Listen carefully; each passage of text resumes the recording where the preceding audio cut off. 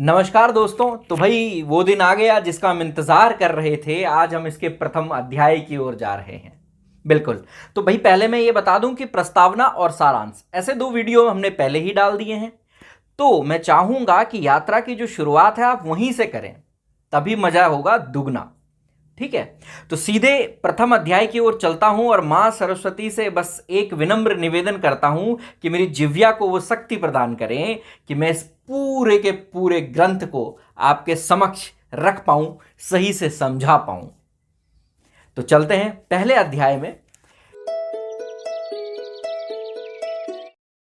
शिव ने नारंगी रंग से रंगे नीले आकाश को देखा। मानसरोवर के ऊपर मचलने वाले बादलों के छटने के साथ ही सूर्यास्त का संकेत हो चुका था। एक बार पुनः जीवन देने वाले उस तेजस्वी दाता ने दिन के समाप्ति की घोषणा कर दी थी। शिव ने अपने 21 सालों में कुछ ही सूर्योदय देखे थे, किंतु सूर्यास्त उसने प्रयास किया था कि वह सूर्यास्त देखना कभी ना भूले। किसी और दिन हिमालय की पृष्ठभूमि में जहां तक दृष्टि जा सकती थी, वहां तक सूर्य एवं उस विस्तृत झील के इस दृश्य के विस्तार को शिव ने अवश्य देखा होता, किंतु आज नहीं। वह झील के अंदर तक घुसी हुई कागर पर पालथी मारकर बैठ गया।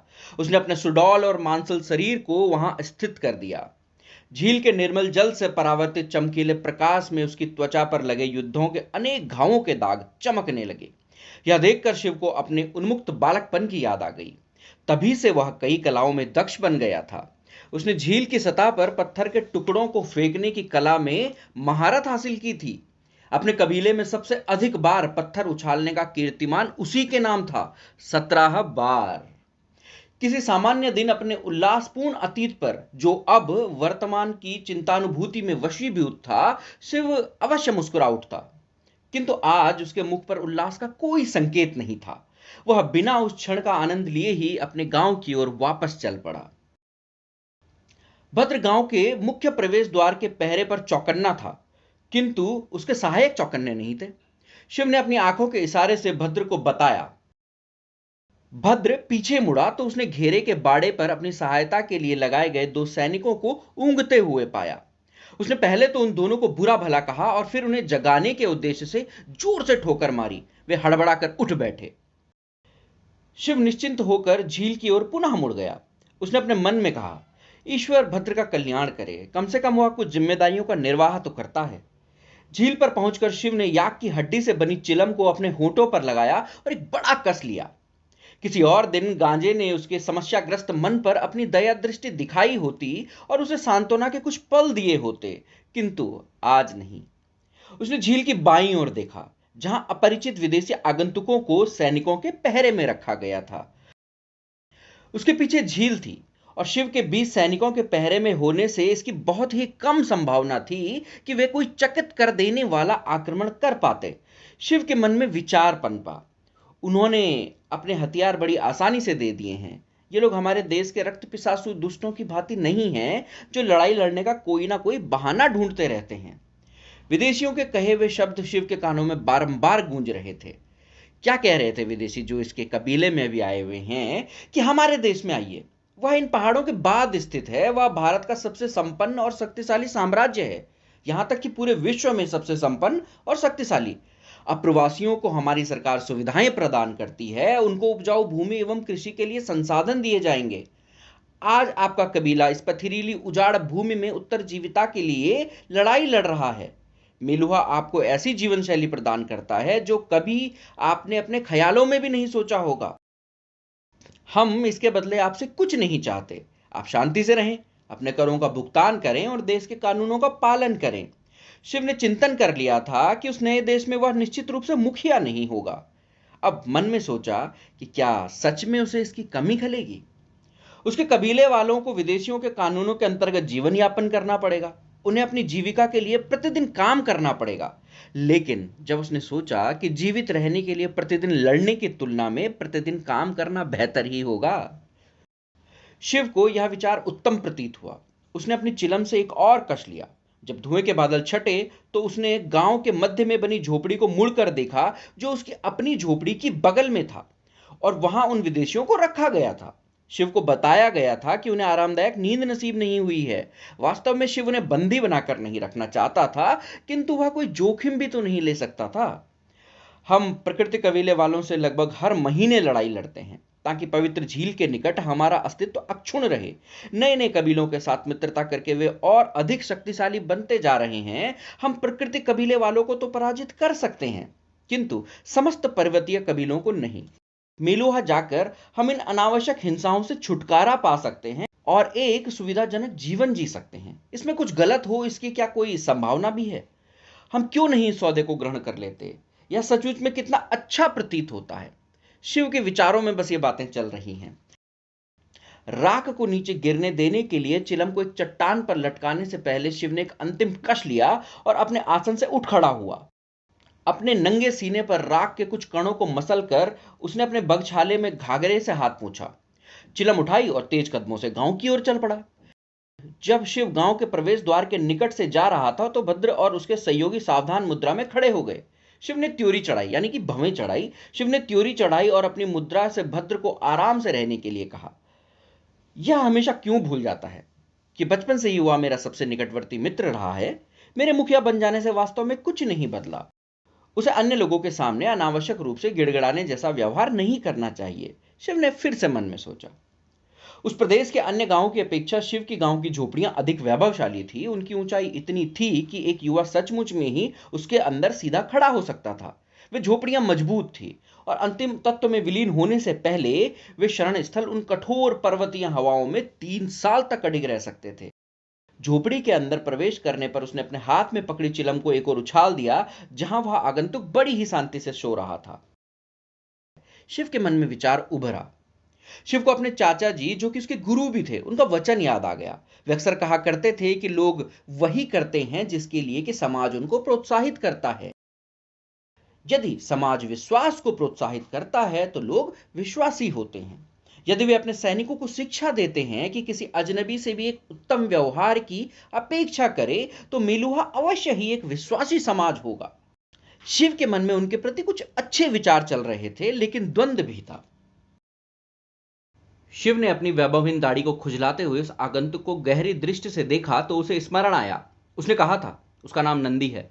उस मेलुहावासी का भारी भरकम शरीर और भी विशाल प्रतीत हो रहा था, क्योंकि वह अपनी मदहोशी में भूमि पर ही बिछ गया था और उसका विशालकाय पेट प्रत्येक सांस के साथ नृत्य की शैली में फूल पिचक रहा था।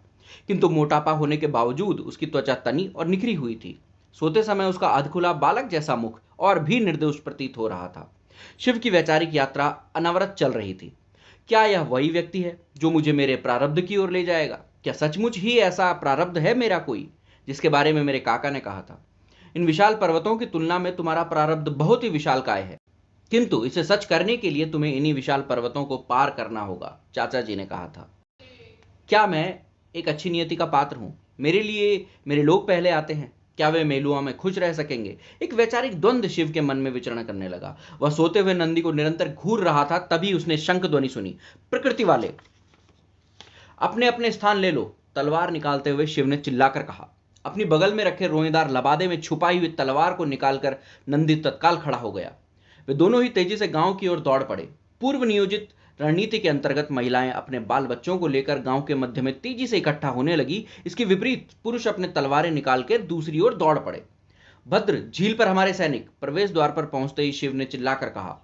भद्र ने उस आदेश को अग्रासित किया और गुण कबीले के सैनिकों ने तत्काल उस आदेश का पालन किया। गुण कबीले वाले आश्चर्यचकित रह गए जब उन्होंने देखा कि मेलुहा वासियों ने अपने लबादों में छुपाए हुए हथियार निकाले और गांव की ओर तेजी से दौड़ पड़े।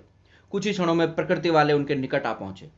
जो कोई भी दिन बिना किसी मुठभेड़ के बीत जाता था तो शाम के धुंधकले में सामान्यतः गुण कबीले के सैनिक उस दिन के लिए ईश्वर को याद करते थे।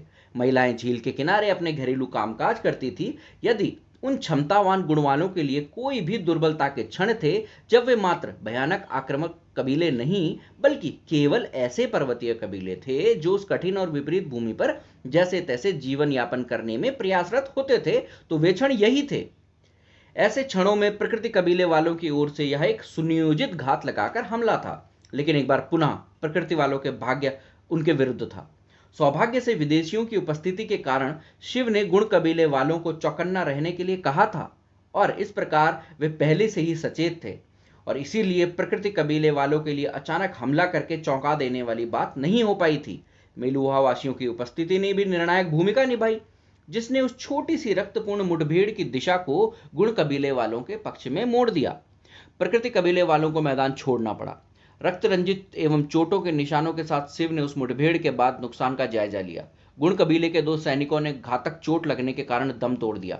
उन्हें कबीले के वीर पुरुषों का सम्मान दिया जाएगा, किंतु जो इससे भी अधिक बुरा हुआ था वह था कि गुण कबीले की 10 महिलाओं एवं बच्चों के लिए यह चेतावनी भी देर से आई थी। झील के किनारे उनके अंग भंग किए हुए शरीर पाए गए। नुकसान कुछ अधिक ही हुआ था। कैसे नीच लोग हैं ये, जो हमसे मुकाबला नहीं कर सकते और औरतों और बच्चों की हत्या करते हैं। अत्यधिक क्रुद्ध शिव ने कबीले के समस्त लोगों को गांव के मध्य में बुलाया। उसने अपना मन बना लिया था। शिव ने कहा, यह भूमि बर्बर लोगों के योग्य है। हमने बिना कारण के युद्ध किए हैं, जिसका अंत दिखाई नहीं दे रहा है। आप लोग जानते ही हैं, मेरे काका ने शांति के प्रयास किए थे, यहां तक कि पर्वतीय कबीलों को झील के किनारे तक उनकी पहुंच को भी स्वीकार किया था। किंतु इन नीच लोगों ने हमारी शांति की इच्छा को हमारी कमजोरी समझा। हम सबों को पता है उसके बाद क्या हुआ है। युद्ध की निरंतर बर्बरता के आदि होने के बावजूद गुण कबीले वाले औरतों एवं बच्चों पर निर्दयता से किए गए आक्रमण से पूरी तरह से स्तंभित थे। शिव बोलता जा रहा था, मैंने आपसे कभी कुछ नहीं छुपाया है। आप सबों को विदेशियों के द्वारा दिए गए आमंत्रण की जानकारी है। नंदी एवं मेलुहा वासियों की ओर संकेत करते हुए शिव ने वक्तव्य जारी रखा। उन्होंने आज हमारे कंधे से कंधा मिलाकर लड़ाई की है। उन्होंने मेरे विश्वास को जीत लिया है। मैं उनके साथ मेलुहा जाना चाहता हूं, किंतु यह मेरे अकेले का निर्णय नहीं हो सकता। आप हमारे मुखिया हो शिव, भद्र ने कहा। आपका निर्णय हमारा निर्णय है, यही हमारी परंपरा है। लेकिन इस बार नहीं, शिव ने अपना हाथ बाहर निकालकर कहा। यह हमारे जीवन को पूरी तरह से परिवर्तित कर देगा। मेरा विश्वास है कि यह परिवर्तन हमारे भले के लिए होगा। वह जो कुछ भी होगा, इन प्रतिदिन के उद्देश्य विहीन हिंसा की तुलना में तो अच्छा ही होगा। मैंने आपको बता दिया है कि मैं क्या करना चाहता हूं, किंतु जाने या नहीं जाने की इच्छा आपकी अपनी है। गुण वालों को बोलने दीजिए, इस बार मैं आपका अनुसरण करूंगा। गुण कबीले वाले अपनी परंपरा के बारे में पूरी तरह से स्पष्ट थे, किंतु शिव के लिए आदर केवल परिपाटी पर आधारित नहीं था, बल्कि उसके चरित्र पर भी था। उसने अपनी बुद्धिमत्ता एवं केवल अपनी बहादुरी से ही गुण वालों के लिए अनेक महानतम सैनिक विजय अभियानों का नेतृत्व किया था। उन्होंने एक स्वर में कहा, आपका निर्णय हमारा निर्णय है। कबीले को अपनी भूमि छोड़े हुए 5 दिन बीत चुके थे। मेलुहा की ओर जाने वाले मार्ग में एक बहुत ही बड़ी घाटी के तल पर एक किनारे में उनका कारवां रुका। शिव ने 3 गोल घेरों में अपने पड़ाव को व्यवस्थित किया। सबसे बाहरी घेरे में याकों को बांधा गया, ताकि घुसपैठ की दशा में वे सचेतक के साथ साथ रक्षा कवच का भी काम करें। और उसके बाद यदि किसी भी प्रकार का संग्राम होता है तो मध्य घेरे में पुरुषों को लड़ाई करने के लिए रखा गया था, और सबसे भीतरी घेरे में औरतों एवं बच्चों को आग के आसपास गोल दायरे में रखा गया था। बलिदान देने योग्य को सबसे पहले प्रतिरक्षक, उसके बाद सबसे भीतरी घेरे में सबसे घातक योग्य को रखा गया था। शिव बुरी से बुरी परिस्थितियों के लिए तैयार था। उसका मानना था कि घात लगाकर आक्रमण अवश्य होगा, केवल देखना यह है कि वह कब होगा। झील के सामने पर दखल के साथ साथ उस महत्वपूर्ण भूभाग पर पहुंच से प्रकृति कबीले वालों को खुश होना चाहिए था, किंतु शिव को पता था कि प्रकृति कबीले का मुखिया यक्ष उन्हें शांतिपूर्ण तरीके से जाने नहीं देने वाला। यक्ष इससे कम कुछ नहीं चाहेगा कि वह उस ख्याति प्राप्त व्यक्ति की तरह स्थापित हो, जिसका यह दावा हो कि उसने शिव को गुण कबीले को पराजित किया था और प्रकृति कबीले को वह भूभाग जीत कर दिया था। निश्चित रूप से यह एक अजीबोगरीब कबीलाई तर्क था जो शिव को नापसंद था। शिव जानता था कि इस प्रकार की परिस्थितियों में कभी भी शांति की आशा नहीं की जा सकती। शिव को संग्राम अच्छा लगता था, वह इस कला में आनंदित हुआ करता था, किंतु उसे यह भी पता था कि उसके प्रदेश में ये संग्राम निरर्थक थे। उसने नंदी की ओर घूमकर देखा, जो कुछ दूरी पर चौकन्ना बैठा हुआ था। पड़ाव के दूसरे घेरे के चारों ओर मेलुहा के 25 सैनिक एक वृत्ताकार घेरे में बैठे हुए थे। इसने गुण कबीले को ही देशांतर के लिए क्यों चुना था? प्रकृति कबीला क्यों नहीं चुना था? शिव की विचारधारा बीच में ही भंग हो गई, क्योंकि उसने कुछ दूरी पर साये को हिलते डुलते देख लिया। उसने पुनः उस ओर ध्यान से देखा, किंतु सब कुछ सामान्य सा प्रतीत हुआ। ऐसी जगहों में कई बार इस प्रकार के भ्रम उत्पन्न हो जाया करते थे। शिव ने अपनी मुद्रा को नरम कर लिया, किंतु कुछ क्षणों बाद उसने पुनः उस साये को देखा। सभी अपने अपने हथियार उठा लो, शिव ने जोर से चिल्लाकर कहा। गुण कबीले वालों और मेलुहा वासियों ने अपने अपने हथियार बाहर निकाल लिए, संघर्ष करने के लिए अपने अपने स्थान भी ग्रहण कर लिए, क्योंकि प्रकृति कबीले वाले के लगभग 50 सैनिकों ने धावा बोल दिया था। बिना सोच विचार कर धावा बोलने के कारण उन्हें बहुत ही मुश्किलों का सामना करना पड़ा, क्योंकि सबसे पहले उन्हें आतंकित पशुओं की दीवार का सामना करना पड़ा। याकोव ने अनियंत्रित ढंग से चोट लगाना और दुलत्ती मारना प्रारंभ कर दिया। इससे पहले कि वे झड़प की शुरुआत कर पाते, अनेक प्रकृति वाले बुरी तरह से घायल हो चुके थे। कुछ इससे बचकर अंदर घुस आए और हथियारों के टकराने की आवाज शुरू हो गई। प्रकृति कबीले के एक नौसिखिए नवयुवक ने तलवार लहराते हुए शिव पर धावा बोल दिया। उसके आक्रमण से बचते हुए शिव पीछे हट गया। इसके बाद उसने अपनी तलवार को वलयाकार तरीके से घुमाते हुए प्रकृति कबीले के उस आक्रमणकारी के सीने पर हल्का सा घाव लगाया। उस योद्धा ने शिव को कोसा और फिर उसने अपने शरीर के कुछ हिस्से को खुला छोड़ते हुए बिना किसी अधिक सावधानी के शिव पर झपट्टा मारा। शिव को बस इतना ही अवसर चाहिए था। उसने बर्बरता से अपने शत्रु की आंत को काटते हुए अपनी तलवार को उसकी पेट में घुसेड़ दिया। उसके तत्काल बाद ही उस तलवार को अंदर ही घुमाते हुए बाहर निकाल लिया और उस प्रकृति कबीले के नवयुवक को शनै शनै दर्दनाक मृत्यु के लिए वहीं छोड़ दिया। शिव ने पीछे पलट कर देखा तो एक प्रकृति वाला एक गुण कबीले वाले पर आक्रमण करने के लिए तैयार था। उसने तत्काल ही एक ऊंची छलांग लगाई और ऊपर उड़ते हुए ही उस प्रकृति वाले के तलवार वाले हाथ पर वार कर उसे काटते हुए विच्छेदित कर दिया। इसी दौरान शिव के समान ही युद्ध कला में निपुण भद्र ने अपनी दोनों हाथों में तलवार लेकर दो प्रकृति वालों के साथ एक साथ लड़ाई आरंभ कर दी। उसका कुबड़ उसकी तलवारबाजी में बाधा नहीं डाल रहा था, क्योंकि वह अपना भार एक ओर से दूसरी ओर सरलता से ले जा रहा था। उसने एक प्रकृति वाले के गले में बाईं ओर से अपनी तलवार की धार से वार किया। वह वहीं गिरकर तड़पने लगा। उसे धीरे धीरे मरने के लिए छोड़कर उसने अपने दाएं हाथ को हवा में लहराकर दूसरे सैनिक के चेहरे को बीचों बीच काटते हुए वार किया, जिसके कारण उसकी आंख बाहर निकल गई। जैसे ही वह सैनिक गिरा, भद्र ने अपने बाएं हाथ की तलवार से बड़ी ही निर्ममता से उस पर वार कर दिया और उस विवश शत्रु के दुखों का अंत कर दिया। मेलुहा वासियों की ओर का संघर्ष बहुत ही अलग प्रकार का था। वे अत्यधिक दक्ष एवं प्रशिक्षित सैनिक थे, किंतु वे हिंसक कदापि नहीं थे। वे युद्ध के नियमों का पालन कर रहे थे और जहां तक संभव था किसी की भी प्राण हरण करने से बच रहे थे। प्रकृति वालों के सैनिकों की कम संख्या एवं कमजोर नेतृत्व के कारण कुछ ही समय में उन्हें मुंह की खानी पड़ी। लगभग आधे लोग मारे गए थे और जो बच गए थे वे अपने घुटनों के बल क्षमा प्रार्थी बने हुए थे। उन्हीं में से एक प्रकृति कबीले का मुखिया यक्ष था, जिसके कंधे पर नंदी के द्वारा गहरी चोट पहुंचाई गई थी, जिसके कारण वह तलवार चला पाने में अक्षम हो चुका था। प्रकृति के मुखिया यक्ष के पीछे भद्र अपनी तलवार उठाकर उस पर वार करने के लिए तैयार था। शिव, बताइए, शीघ्र एवं सरल अथवा धीरे एवं पीड़ादायक? इससे पहले कि शिव कुछ बोल पाता, नंदी ने बीच में ही कहा, श्रीमान। शिव ने मेलुहावासी की ओर मुड़कर देखा। यह अनुचित है। वे क्षमा की भीख मांग रहे हैं। उनका प्राण हरण करना युद्ध के नियमों के विरुद्ध है। तुम लोग प्रकृति वालों को नहीं जानते हो, शिव ने कहा। वे बर्बर हैं। वे हम पर आक्रमण करते ही रहेंगे, तब भी जब उनको कोई लाभ भी ना होता हो। इसे समाप्त करना ही होगा, हमेशा के लिए। यह समाप्त होने ही वाला है। आप अब यहाँ नहीं रहने वाले हैं, आप बहुत शीघ्र मेलुहा में होंगे। शिव शांत मुद्रा में खड़ा रहा। नंदी ने कहना जारी रखा, आप इसे किस प्रकार समाप्त करना चाहते हैं? यह आप पर निर्भर करता है, वैसा ही कि जैसा वे करते आए हैं, अथवा इससे पृथक। भद्र ने शिव को देखा। वह प्रतीक्षा में था। आप प्रकृति वालों को दिखा सकते हैं कि आप उनसे बेहतर हैं, नंदी ने कहा। शिव ने क्षितिज की ओर उन विशाल पर्वतों को देखा। प्रारब्ध, एक बेहतर जीवन की संभावना। शिव के मन में एक विचार कौंधा। वह भद्र की ओर मुड़ा। उसने कहा, इसके हथियार ले लो, रसद आदि ले लो और इन्हें छोड़ दो। यदि प्रकृति वाले इतने पागल हैं कि वे अपने गांव जाकर हथियारबद्ध होकर वापस आ भी जाते हैं, लेकिन उस समय तक हम बहुत दूर निकल गए होंगे। नंदी ने शिव की ओर ध्यान से देखा। उसे एक आशा की किरण दिखाई दी। उसके मन में एक विचार गुंजायमान हो रहा था कि शिव के पास दिल है, उसमें संभावना है। हे भगवान राम, मैं आपसे प्रार्थना करता हूं कि उसे वहीं रहने दें।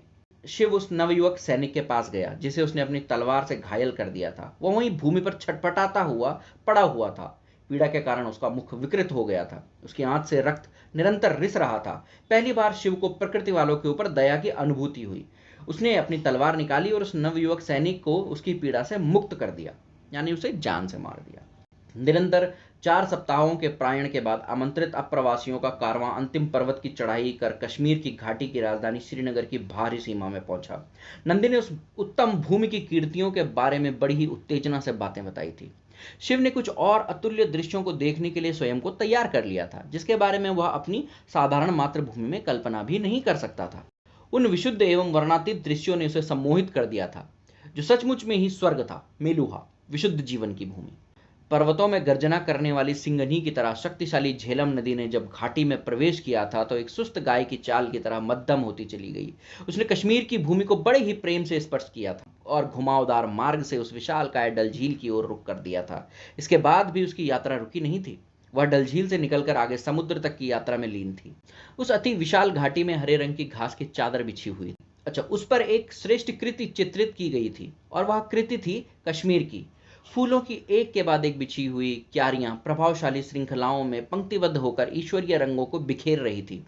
केवल ऊंची उड़ान लेते हुए चिनार के वृक्ष ही अपने भव्य किंतु गर्माहट भरा स्वागत करते हुए उनकी दीप्ति को कहीं कहीं पर भंग कर रहे थे। शिव के कबीले के लोगों के थके हुए कानों को चिड़िया की मधुर गायकी ने शांति प्रदान की थी, जो केवल पर्वतीय बर्फीली हवाओं की उज्जड चिल्लाहट के आदी थे। यदि यह सीमांत प्रांत है तो देश का शेष भाग कितना उत्तम होगा, शिव ने विस्मय में फुसफुसा कर कहा। डल झील मिलुआ वासियों का एक प्राचीन सैन्य पड़ाव था।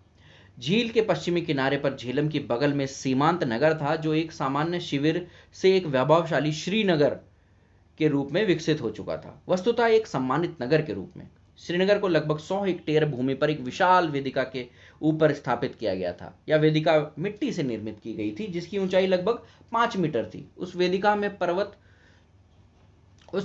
के पर्वत पर नगर की बाहरी दीवार बनाई गई थी, जो 20 मीटर ऊंची थी और 4 मीटर मोटी थी।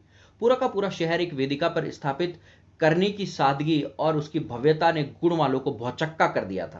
यह शत्रुओं की सुरक्षा का एक ठोस उपाय था, जिन्हें दुर्ग की दीवार से लड़ना होगा, जो आवश्यक रूप से एक बहुत ही उम्दा एवं स्थिर भूमि थी। इस वेदिका से एक अन्य लाभ भी था। इसने नगर की भूमि के स्तर को ऊंचा उठा दिया था, जिसके कारण बारंबार आने वाली बाढ़ से सुरक्षा बहुत ही प्रभावशाली ढंग से हो जाती थी। कश्मीर की वादियों में अत्यधिक प्राकृतिक भूदृश्यों से विषमता केवल इतनी ही थी कि श्रीनगर नियंत्रित रूप से भूरे, नीले एवं सफेद रंगों में चित्रित था। समस्त नगर स्वच्छता, व्यवस्था एवं गांधीर्य का द्योतक था, मतलब एक गंभीरता का। लगभग 20,000 लोग श्रीनगर को अपना निवास बुलाते थे। वह उसमें शामिल होने के लिए कैलाश पर्वत से 200 अतिरिक्त लोग आ गए थे और उनके नेता ने एक हल्कापन महसूस किया था, जैसा उसने कई सालों पहले एक भयानक दिन के बाद कभी भी अनुभव नहीं किया था, जब से वह गुण कबीले का नेता बन गया था। शिव ने अपने मन में कहा, मैं बचकर निकल आया हूं। मैं अब एक नई शुरुआत कर सकता हूं। मैं पुरानी बातों को सदा के लिए भूल सकता हूं। उस काफिले ने श्रीनगर के बाहरी अप्रवासी शिविर तक की यात्रा की। वह शिविर एक पृथक वेदिका के नगर के दक्षिण की ओर निर्मित किया गया था। नंदी ने शिव एवं उसके कबीले वालों की अगुवानी करके उन्हें विदेशियों के कार्यालय पहुंचाया, जो शिविर के बाहर स्थित था। नंदी ने शिव को बाहर ही प्रतीक्षा करने के लिए कहा और स्वयं कार्यालय के अंदर चला गया। थोड़ी देर बाद वह एक युवा अधिकारी के साथ पुनः वापस आया। उस अधिकारी ने एक अभ्यस्त मुस्कान के साथ हाथ जोड़कर औपचारिक रूप से नमस्ते करते हुए कहा, मेलुआ में आपका स्वागत है। मैं चित्रांगद हूं। मैं आपका अनुकूल प्रबंधक हूं। आप जब तक यहां रहते हैं मुझे अपना एकमात्र संपर्क सूत्र के समान जानिए। जैसा कि मुझे पता है कि आपके नेता का नाम शिव है, क्या वे कृपा करके आगे आने का कष्ट करेंगे? शिव ने एक कदम आगे बढ़ाया और कहा, मैं ही शिव हूं। बहुत अच्छा, चित्रांगद ने कहा, क्या आप पंजीकरण मेज तक मेरे साथ आने का कष्ट करेंगे? आपको अपने कबीले के प्रभारी के रूप में पंजीकृत किया जाएगा और उनसे संबंधित जो भी चिंताएं या समस्याएं होंगी वे सभी आपके माध्यम से उनके पास पहुंचाई जाएंगी। क्योंकि आप नामित नेता हैं, अतः आपके कबीले के अंतर्गत सभी प्रकार के निर्देशों का उत्तरदायित्व भी आपका होगा। नंदी ने चित्रांगद के आधिकारिक भाषण के बीच में ही समाप्त करते हुए शिव से कहा, श्रीमान, यदि आप मुझे अनुमति देंगे तो मैं अप्रवासी शिविर के निवास स्थानों में जाता हूं और आपके कबीले के लिए जीवन यापन की अस्थायी व्यवस्था का प्रबंध करता हूं। शिव ने अनुभव किया कि जब नंदी ने उसके भाषण के दौरान मध्य में ही हस्तक्षेप किया तो चित्रांगद के हमेशा दीप्तिमान मुख की मुस्कुराहट कुछ क्षण के लिए छिन गई, किंतु वह बहुत शीघ्र संभल गया और मुस्कुराहट उसके मुख पर वापस आ गई। शिव मुड़ा, उसने नंदी की ओर देखा। निसंदेह तुम जा सकते हो। तुम्हें मेरी आज्ञा लेने की आवश्यकता नहीं है नंदी, शिव ने कहा, किंतु इसके बदले में मुझे एक वचन देना होगा मेरे मित्र। निसंदेह श्रीमान, नंदी ने सम्मान में थोड़ा झुकते हुए उत्तर दिया। तुम मुझे शिव कहकर पुकारा करो, ना कि श्रीमान। शिव मुस्कुराया, मैं तुम्हारा मित्र हूं, ना कि प्रमुख। चकित नंदी ने ऊपर देखा, पुनः झुका और कहा, जी हां श्रीमान, मेरा मतलब शिव। चित्रांगद ने कहा, अच्छा तो शिव, यदि आप मेरे साथ पंजीकरण मेज तक चलेंगे तो हम औपचारिकताओं को शीघ्रता से निपटा लेंगे। अप्रवासी शिविर के आवासीय निवास स्थलों में जब पंजीकृत कबीला पहुंचा तो उसने देखा कि मुख्य द्वार के बाहर नंदी उनकी प्रतीक्षा कर रहा था। वह उनकी अगुवानी करके उन्हें भीतर ले गया। शिविर की सड़कें भी श्रीनगर की सड़कों की तरह ही थी। वे उत्तर दक्षिण एवं पूर्व पश्चिम दिशाओं में सलीके से निर्मित हुई थी। बड़ी ही सावधानी से निर्मित की गई पगडंडियां शिव के देश में बनी हुई धूल भरे पथ से ठीक विपरीत थी। नंदी, सड़क के बीचों बीच अलग प्रकार के पत्थरों में यह क्या बना हुआ है? शिव ने पूछा। यह भूमिगत नालियों को ढकने के लिए लगाए गए हैं शिव। ये नालियां शिविर के गंदे पानी को बाहर ले जाती हैं। यह सुनिश्चित करता है कि शिविर स्वच्छ एवं स्वस्थ रहे। मेलुआ वासियों की अत्यधिक कुशलतापूर्ण योजनाओं को देखकर शिव अचंभे में रह गया था। कुछ समय बाद गुण कबीले वाले एक बहुत ही बड़े मकान में पहुंचे जो उनके लिए नियत किया गया था। उन्होंने अपने नेता की बुद्धिमत्ता पर उन्हें बारंबार धन्यवाद ज्ञापित किया जो उन्होंने मेलुआ आने का निर्णय लिया था। उस 3 तलों वाले मकान में प्रत्येक परिवार के लिए एक पृथक आरामदायक निवास का स्थान दिया गया था। प्रत्येक कमरे में आरामदेह किंतु सुसज्जित समस्त आवश्यक सामान थे। साथ ही एक अत्यंत ही परिष्कृत तांबे की थाली भी दीवार पर लटकी हुई थी जिसमें अपना प्रतिबिंब देखा जा सकता था। कमरों में स्वच्छ सन की बनी हुई चादरें, तौलिए, यहाँ तक कि कुछ कपड़े भी थे। उस कपड़े को छूने के बाद किंग कर्तव्य विमूढ़ शिव ने पूछा, यह किस वस्तु से बनी है?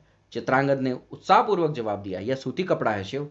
इसके पौधे खेतों में उगाए जाते हैं और उन्हें तैयार करके ऐसे कपड़े बनाए जाते हैं जैसा कि आपने अपने हाथ में पकड़ रखा है। सूरज की रोशनी एवं गर्माहट के लिए प्रत्येक दीवार पर एक बड़ी ही चित्रकार खिड़की बनी हुई थी। प्रत्येक दीवार पर लगे खांचे में धातु का बना हुआ डंडा लगा हुआ था जिसके ऊपरी हिस्से में प्रकाश के लिए ज्वाला को नियंत्रित करने वाले यंत्र लगे हुए थे। प्रत्येक कमरे में एक स्नानागार संलग्न था। प्रत्येक स्नानागार में दाईं ओर अंत में एक खड़ंजेदार नाद बना हुआ था जिसके नीचे बहुत ही बड़ा सा गड्ढा बना हुआ था। इस प्रकार के जुगत का क्या उद्देश्य हो सकता था, इन कबीले वालों के लिए यह एक रहस्य था। उसके बगल की दीवार पर कुछ यंत्र लगा हुआ था जिसे खोलने पर उसमें पानी बहने लगता था। जादू, भद्र की माता फुसफुसाई। मकान के मुख्य द्वार से सटा हुआ एक घर बना हुआ था। शिव से मिलने के लिए उस घर से एक वैद्य एवं एक परिचायिका निकल कर आए। एक छोटी कदकाठी की श्वेत वर्णीय वैद्य श्वेत वस्त्र अपनी कमर एवं पांवों में बांधे हुए थी जिसे मेलुआवासी धोती कहते थे। एक अपेक्षाकृत छोटा श्वेत वस्त्र चोली की तरह सीने के चारों ओर बंधा हुआ था, जबकि एक अन्य वस्त्र जिसे अंगरखा कहा जाता था वह कंधे पर आच्छादित था। उस स्त्री के मस्तक के बीचों बीच एक श्वेत बिंदु बना हुआ था। उसके पूरे सिर के बाल बड़ी स्वच्छता से साफ किए गए थे और केवल एक गुच्छा पीछे की ओर लटका हुआ था जिसे चोटी कहा जाता था। उसके बाएं कंधे में धड़ के आर पार दाहिनी ओर तक एक धागा लटका हुआ था जिसे जनेऊ कहा जाता था। नंदी उसे देखकर वास्तव में आश्चर्यचकित था। एक अभ्यस्त प्रकार से नमस्ते करते हुए उसने कहा, देवी आयुर्वती, मैंने आपके समान उच्च पदस्थ वैद्य के यहाँ होने की आशा नहीं की थी। आयुर्वती ने नंदी की ओर नम्रता से नमस्ते करते हुए देखा और मुस्कुराते हुए कहा, क्षेत्र कार्य अनुभव कार्यक्रम में मेरा अटूट विश्वास है सेनापति। मेरा दल कड़ाई से इसका अनुसरण करता है, परंतु मुझे क्षमा करें, मैंने आपको पहचाना नहीं। क्या हम पहले मिले हैं? मेरा नाम अधिपति नंदी है देवी, नंदी ने उत्तर दिया। हम पहले तो नहीं मिले हैं, किंतु आपको कौन नहीं जानता, आप इस देश के महानतम वैद्य हैं। धन्यवाद अधिपति नंदी, प्रकट रूप से झेपते हुए आयुर्वती ने कहा, किंतु मेरे विचार से आप बढ़ा चढ़ा कर कह रहे हैं। ऐसे कई वैद्य हैं जो मुझसे कई बेहतर हैं। यह कहने के बाद आयुर्वती शिव की ओर मुड़ती हुई बोली, मेलुआ में आपका स्वागत है। मैं आयुर्वती हूँ, आपकी नामित वैद्य, और मेरी परिचारिकाएं आपके सहयोग के लिए होंगे जब तक कि आप लोग यहाँ निवास करते हैं। शिव की ओर से किसी प्रतिक्रिया को न पाकर चित्रांगद ने अपने गंभीर स्वर में कहा, ये अस्थायी निवास हैं शिव। जो आवास कबीले वालों को स्थायी तौर पर रहने के लिए दिए जाएंगे वे इससे अधिक आरामदायक और सुविधा संपन्न होंगे।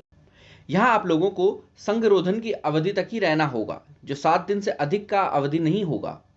यहाँ पर देखिए बहुत ही विचित्र बात है। यह जो बात कही जा रही है 1900 ईसा पूर्व की बात की जा रही है, और जब ये बात लिखी गई है ये भी लगभग 2010 के आसपास की बात है।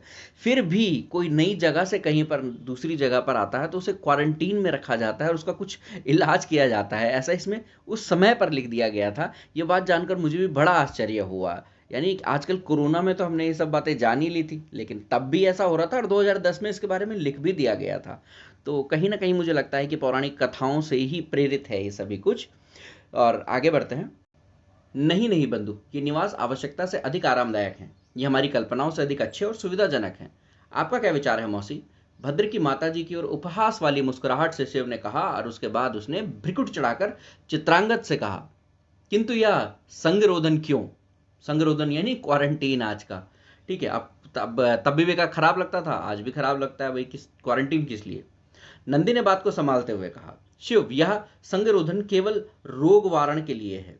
मेलुहा में अधिक बीमारियां नहीं हैं। कई बार संभव है कि जो अप्रवासी आते हैं वे कुछ बीमारियां लेकर आए हों, अतः इन 7 दिनों की अवधि में वैद्य उनकी जांच परख करते हैं। यदि किसी ऐसी बीमारी का पता चलता है तो उसका उपचार कर देते हैं।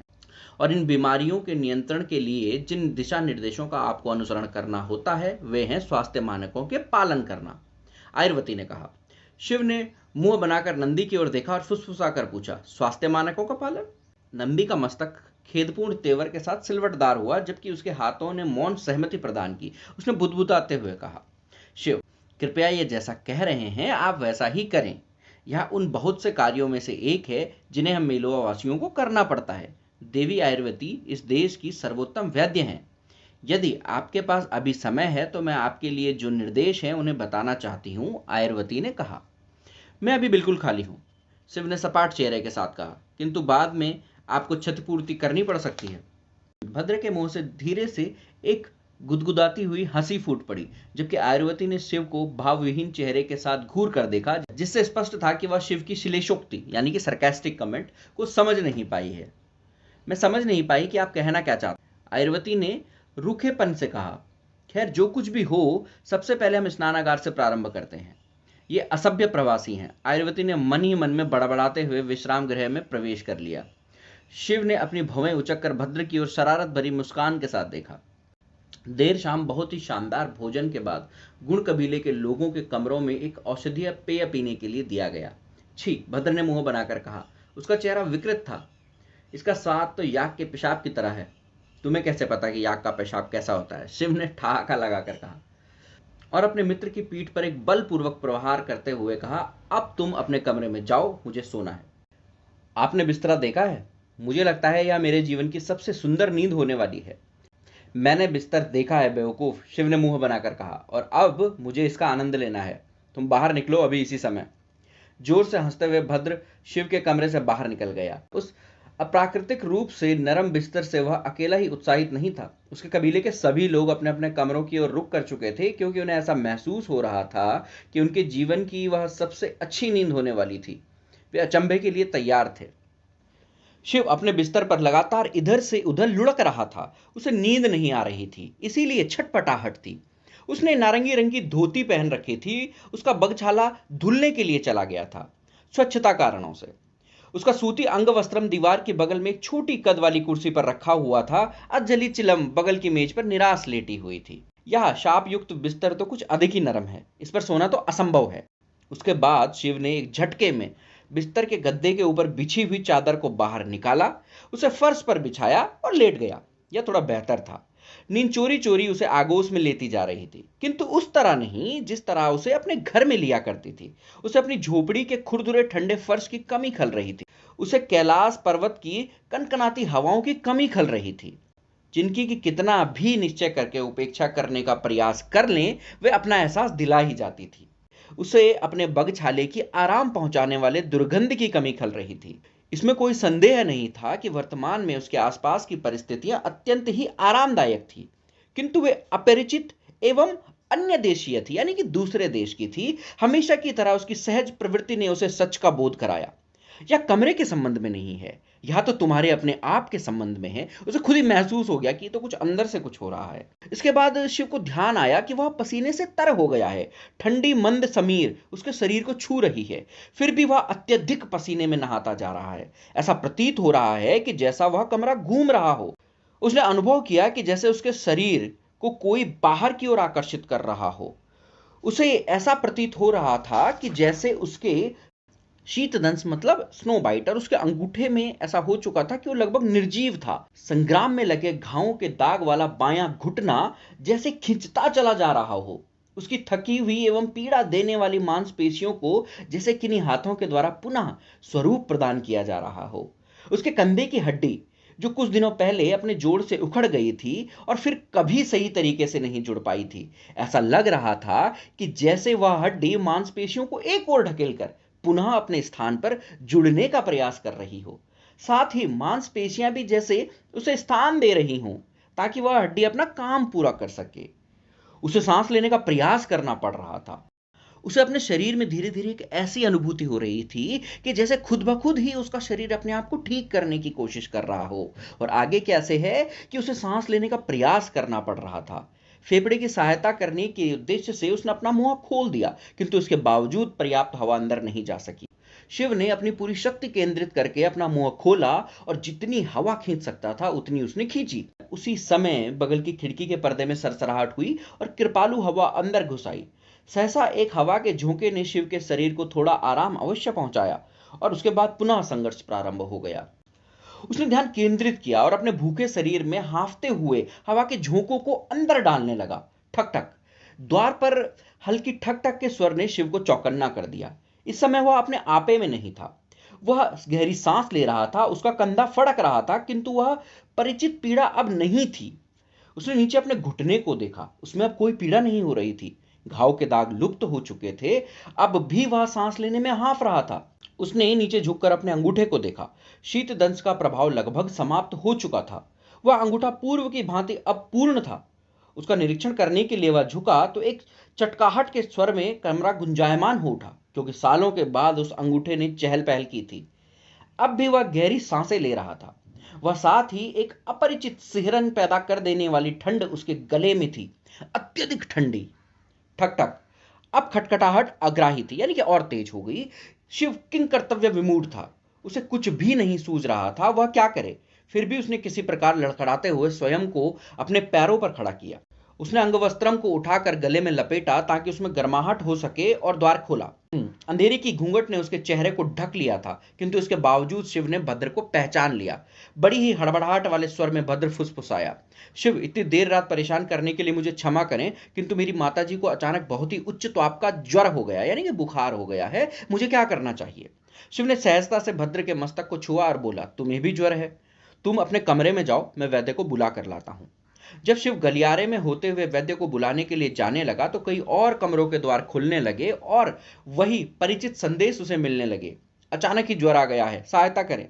शिव लगभग दौड़ते हुए उस मकान की ओर भागा जहां वैद्य निवास कर रहे थे। वहां पहुंचकर उसने उसके द्वार को बहुत जोर से खटखटाया। आयुर्वती ने तुरंत ही द्वार खोल दिया, जैसे कि वह उसके आने की प्रतीक्षा ही कर रही थी।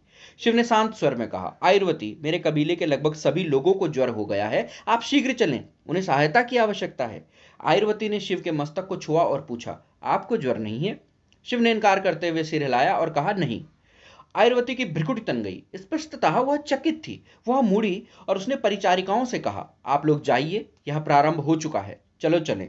जैसे ही आयुर्वती और परिचारिकाएं तेजी से उस मकान की ओर बढ़े तो चित्रांगद न जाने कहां से आ टपका। उसने शिव से पूछा, क्या हुआ।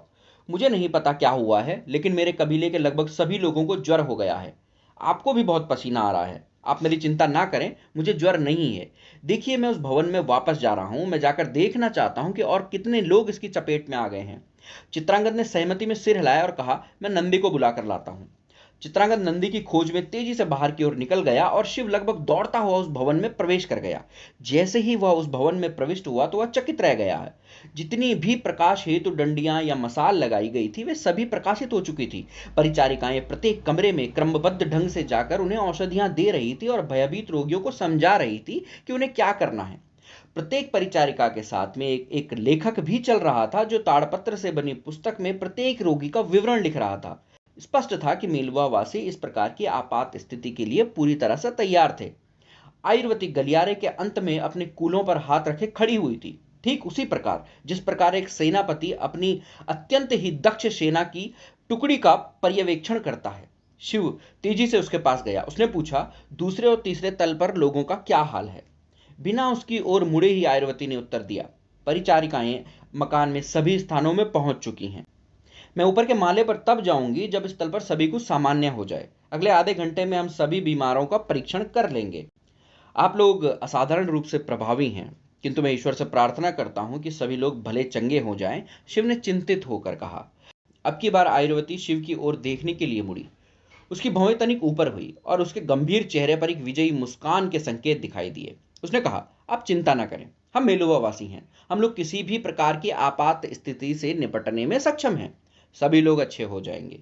क्या मैं आपकी सहायता करने के लिए कुछ कर सकता हूं। शिव ने गंभीर स्वर में कहा, जी हां, कृपया जाकर स्नान कर लीजिए। आर्यवती ने सपाट स्वर में कहा।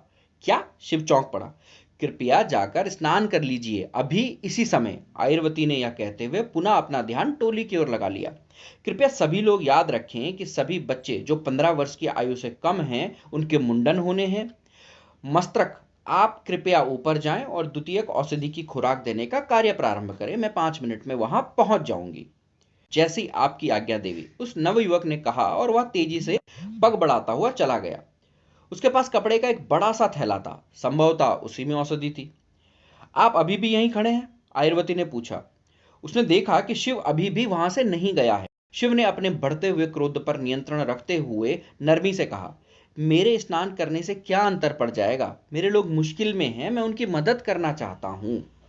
मेरे पास न तो समय है और न ही धैर्य कि मैं आपसे बहस कर सकूं। आप अभी अंदर जाएंगे और स्नान करेंगे। स्पष्ट रूप से आयुर्वती ने अपने क्रोध को छुपाने की कोई चेष्टा नहीं की। शिव ने घूर कर आयुर्वती को देखा। उसने अपने मुंह से निकलने वाले शापयुक्त वचन को न बोलने के लिए अत्यधिक चेष्टा की। उसकी भिची हुई मुट्ठियां आयुर्वती से बहस ना करने देने का संकेत कर रही थी, क्योंकि वह एक स्त्री थी। आयुर्वती ने भी शिव को घूर कर देखा। उसके निर्देश का पालन अक्षरशः किया जाता था। वह एक वैद्य थी। यदि उसने किसी बीमार को कुछ करने के लिए कहा था तो उसकी आशा थी कि वह बिना किसी प्रश्न के उसकी बात पर अमल करे। परंतु दीर्घकालीन अनुभव में उसे शिव की तरह रोगियों का भी वास्ता करना पड़ा था, विशेषकर अभिजात्य वर्गों से। वैसे रोगियों को कारण बताकर संतुष्ट करना पड़ता था। उन्हें निर्देश देने से काम नहीं चलता था और वह एक साधारण अप्रवासी था, न कि कोई कुलीन व्यक्ति। अगर उसे किसी को जवाब भी देना पड़ता था अगर वैद्य को, तो वो एक बहुत बड़े बड़े लोग होते थे। पर वो इस अप्रवासी को देखकर सोच रही थी कि यार इसको भी जवाब देना पड़ेगा। अपने आप को बहुत ही कठिनाई से नियंत्रित करते हुए आयुर्वती ने कहा, शिव, आप पसीने से तर हो। यदि आप इसे नहीं धोएंगे तो यह प्राण हरक सिद्ध हो सकता है। कृपया मुझ पर भरोसा रखें। आप अपने कबीले के लोगों की मदद नहीं कर सकते यदि आप स्वयं ही जीवित नहीं रहेंगे। दूसरी ओर चित्रांगद नंदी के पास पहुंच गया है। तो क्या वहां हो रहा है कि चित्रांगद ने जोर से दरवाजा खटखटाया। बुरा भला कहते हुए नींद से भरी आंखों में नंदी उठा। उसने झटके के साथ द्वार खोला और गुर्राया, यह अवश्य ही महत्वपूर्ण होना चाहिए, वरना शीघ्र आइए, शिव के कबीले वाले बीमार पड़ गए हैं। अभी से? किंतु यह तो अभी पहली ही रात्रि है, नंदी ने चिल्लाकर कहा और अपना अंग वस्त्रम उठाते हुए कहा, चलो चलें। स्नान करने के लिए वह स्नानागार एक अजीब स्थल प्रतीत हो रहा था। शिव को सर्द मानसरोवर झील में डुबकी लगाकर नहाने की आदत थी, और वह भी महीने में केवल 2 बार। वह स्नान घर उसे असाधारण रूप से संकीर्ण यानी छोटा महसूस हो रहा था। उसने दीवार पर लगे जादुई यंत्र को घुमाया ताकि पानी का बहाव तेज हो जाए, यानी कि नल। उसने एक अनजानी टिकिया को अपने शरीर पर मला ताकि शरीर स्वच्छ हो जाए, जिसे मेलुआवासी साबुन कहते थे। आयुर्वती ने इस बारे में स्पष्ट कर दिया था कि साबुन लगाना आवश्यक है। उसने स्नान करने के बाद उस यंत्र को बंद कर दिया और तौलिया उठा लिया। जब उस तौलिए से अपने शरीर को बल लगाकर रगड़ रगड़ कर वह साफ करने लगा तो पुनः बड़ी तीव्रता से वही रहस्यात्मक अनुभूति उसे होने लगी जो कुछ घंटे पहले हुई थी और जिसकी कि उसने इस समय उपेक्षा कर दी थी। उसके कंधे नवीन से भी ज्यादा श्रेष्ठ अनुभूत कर रहे थे। उसने विस्मय से नीचे झुककर अपने घुटने को देखा। कोई भी पीड़ा नहीं थी, कोई दाग भी नहीं थे। उसने आश्चर्यचकित होकर अपने पैर के अंगूठे को देखा जो पूरी तरह से स्वस्थ हो गया था। इतना ही नहीं, बल्कि उसके बाद उसे एहसास हुआ कि उसके शरीर के कुछ अंग ही नहीं बल्कि उसका समस्त शरीर ही नयापन अनुभव कर रहा है। वह पुनः युवा हो चुका है और पहले से अधिक शक्तिशाली महसूस कर रहा था। यद्यपि उसका गला अब भी असहाय रूप से ठंडा हो रखा था। यह क्या तमाशा हो रहा है? उसका मन चंचल था। वह तेजी से स्नानागार से बाहर आया और शीघ्र ही उसने नई धोती पहन ली। आयुर्वती का कड़ा निर्देश था कि कोई अपने पुराने वस्त्र को धारण ना करे जो पसीने से गंदे हो चुके हैं। वह जब अपने अंग वस्त्रम को अपने गले में लपेट रहा था ताकि उसे गर्मी प्रदान कर सके, तभी किसी ने द्वार खटखटाया। यह आयुर्वती थी। उसने बाहर से पुकारा, शिव, क्या आप द्वार खोलने की कृपा करेंगे? मैं परीक्षण करना चाहती हूँ कि आप ठीक ठाक हैं। शिव ने द्वार खोल दिया। आयुर्वती ने अंदर प्रवेश किया और शिव के ताप का परीक्षण किया। उसका ताप सामान्य था। आयुर्वती ने सिर हिलाया और कहा, आप स्वस्थ प्रतीत होते हैं और आपके कबीले वाले भी शीघ्रता से भले चंगे होते जा रहे हैं। संकट के क्षण बीत चुके हैं। शिव ने कृतज्ञतापूर्ण मुस्कान के साथ कहा, आपके दल की कार्यकुशलता एवं सक्षमता को बहुत बहुत धन्यवाद। मुझे सचमुच ही खेद है कि मैंने आपसे अनावश्यक ही तर्क वितर्क किया। वास्तव में वह अनावश्यक था, क्योंकि आप हमारे भले के लिए ही सब कुछ कर रही थी। आयुर्वती ने ताड़पत्र की पुस्तक से दृष्टि हटाकर हल्का सा मुस्कुराकर ऊपर की ओर देखा और अपनी भौएं ऊंचे कर कर कहा, शालीन, क्या हम हैं? मैं उतना भी अक्खड़ नहीं हूं जितना कि आप समझ रही हैं, शिव ने हल्की मुस्कान के साथ कहा। आप लोग कुछ अधिक ही अवमानी हैं। आयुर्वती ने जैसे ही शिव को देखा, वो उन्हें देखती ही रह गई। उसका चेहरा सपाट हो गया और सहसा उसे कुछ सुनाई भी नहीं दे रहा था। वह इससे पहले इस पर गौर क्यों नहीं कर सकी? उसने कभी भी लोक कथा यानी कि पौराणिक कथा पर विश्वास नहीं किया था। क्या वह मानव जाति में प्रथम होगी जो इस सत्य को सच होते हुए देखेगी? अत्यधिक निर्बलता के साथ हाथ से संकेत करते हुए उसने बुद्ध बताते हुए पूछा, आपने अपने गले को क्यों बांध रखा है? शिव ने अपने अंगवस्त्रम को हटाते हुए पूछा, न जाने क्यों इसमें बहुत ही अधिक ठंड की अनुभूति हो रही है। क्या यह सचमुच ही चिंता का विषय है? उस शांत कमरे में आयुर्वती की चीख गुंजायमान हो उठी। वह सहसा उस चीख के साथ ही पीछे की ओर उछल पड़ी।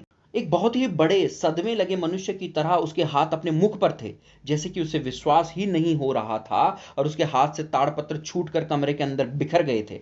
उसके घुटने इतने निर्बल हो गए थे कि उनके लिए खड़ा होना कठिन जान पड़ रहा था। वह अपनी पीठ के सहारे पीछे दीवार पर धड़ाम से धराशायी हो गई, किंतु उसकी आंखें अब भी शिव पर टिकी हुई थी। उसकी गर्वीली आंखों से अश्रुधारा बहने लगी। वह लगातार इन्हीं शब्दों का उच्चारण करती जा रही थी, ओम ब्रह्माय नमः, ओम ब्रह्माय नमः। क्या हुआ? क्या कोई गंभीर बात है? चिंतित शिव ने पूछा। आप आ गए हैं मेरे प्रभु, आप आ गए हैं। इससे पहले कि आश्चर्यचकित शिव आयुर्वती की इस असाधारण प्रतिक्रिया पर कुछ कर पाते, नंदी तेजी से कमरे में प्रवेश किया और देखा कि आयुर्वती भूमि पर बैठी हुई है, शिव को अपलक देख रही है और उसके नयनों से अश्रुधारा लगातार प्रवाहित हो रही है। हे देवी, क्या हुआ? कृपया बताइए, चकित नंदी ने पूछा। आयुर्वती ने कुछ कहा नहीं, केवल शिव के गले की ओर संकेत कर दिया। नंदी ने ऊपर की ओर देखा। शिव का गला रहस्यमयी तेजस्वी नीला दिख रहा था। पिंजरे से मुक्ति के समय किसी पशु के मुख पर जैसी चीख निकलती है, ठीक उसी प्रकार की एक चीख उसके मुंह से निकली और उसने भी अपने घुटनों के बल धड़ाम से गिरकर कहा, मेरे प्रभु, आप आ गए हैं। नीलकंठ आ गए हैं। अधिपति नंदी सम्मान पूर्वक नीचे झुका और नीलकंठ के चरणों में भक्ति पूर्वक सिर को नीचे करते हुए स्पर्श करने को हुआ तो उसके प्रार्थनीय पीछे हट गए। वह संभ्रमित और उद्विग्न था। उसे समझ नहीं आ रहा था कि आखिर हो क्या गया है। आखिर ये सब क्या बकवास हो रहा है? उसने क्रोधपूर्वक पूछा। अपनी बर्फीली गर्दन पर एक हाथ रखते हुए वह मुड़ा। उसने दीवार पर टंगी तांबे की परिष्कृत प्लेट की ओर देखा। फिर उसने उस नीलकंठ, उस नीले गले के प्रतिबिंब को देखा। वह अचंभे से स्तब्ध रह गया। द्वार की चौखट को सहायता के लिए पकड़े हुए चित्रांगद एक बच्चे की भांति यह कहते हुए रोने लगा, हम लोग बच गए हैं, हम लोग बच गए हैं, वे आ गए हैं। और प्रथम अध्याय की समाप्ति यहीं पर होती है, क्योंकि अब वे आ गए हैं।